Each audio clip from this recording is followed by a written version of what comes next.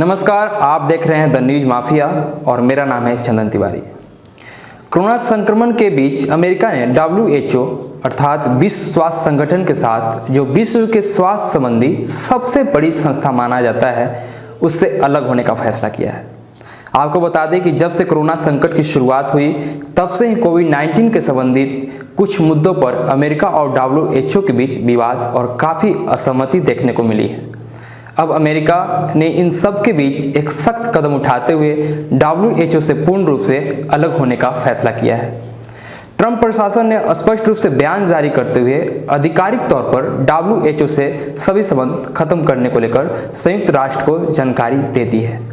अब अमेरिका के अलग होने के फैसले के बाद WHO के विश्वसनीयता पर भी सवाल खड़े होने लग गए हैं।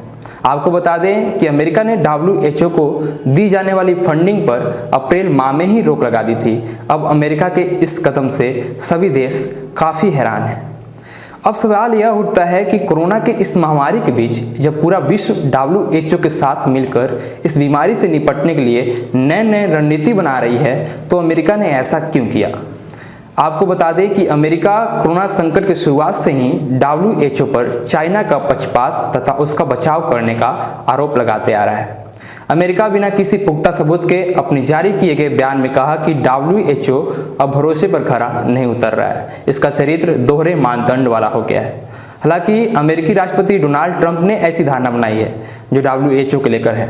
इस बारे में विशेषज्ञों का अलग राय है। इस बारे में विशेषज्ञों का मानना है कि WHO के द्वारा कुछ गलतियां और चूक तो हुई है, फिर भी कोविड-19 को लेकर जो भी काम तथा इस महामारी से निपटने के लिए जो भी कदमें WHO द्वारा उठाई गई है वो काफ़ी सराहनीय तथा संतुलित है। इस बाबत पर चर्चा करते हुए विशेषज्ञ अमेरिका के इस कदम की काफ़ी आलोचना कर रहे हैं। इसी संदर्भ में संयुक्त राष्ट्र महासचिव के प्रवक्ता स्टीफन डुजारिक का भी बयान सामने आया है। उन्होंने बोला कि अमेरिका ने WHO के बारे में महासचिव को जानकारी दे दी है।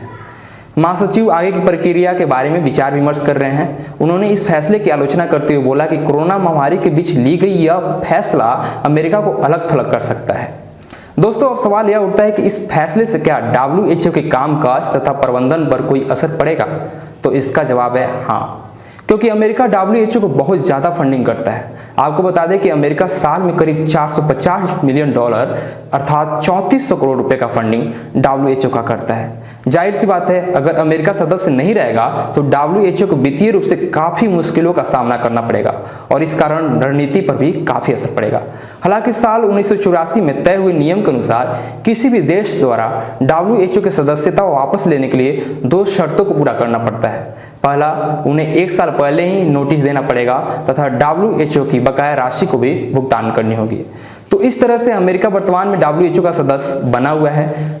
6 जुलाई 2021 के बाद ऐसा हो सकता है कि WHO का सदस्य अमेरिका नहीं रह जाएगा, परंतु कुछ लोगों का मानना है कि यह फैसला ट्रंप ने अपने निजी स्तर पर ही लिया है, जिसे अमेरिकी पार्लियामेंट US कांग्रेस द्वारा अप्रूवल नहीं मिला हुआ है, जिससे यह अटकलें लगाई जा रही है कि अमेरिकी संसद या सुप्रीम कोर्ट इस फैसले को पलट भी सकती है।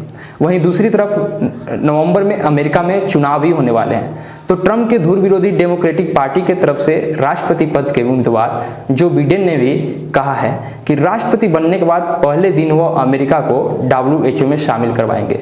तो आई होप अमेरिका WHO का सदस्य बना रहे ताकि इस संक्रमण से हम लोग एक साथ मिलकर लड़ें। अब आपकी क्या राय है इस बारे में कमेंट के जरिए जरूर बताएं। फिलहाल इस वीडियो में बस इतना ही। उपयोगी खबरों के विस्तार से समझने के लिए देखते रहिए द न्यूज माफिया। जय हिंद।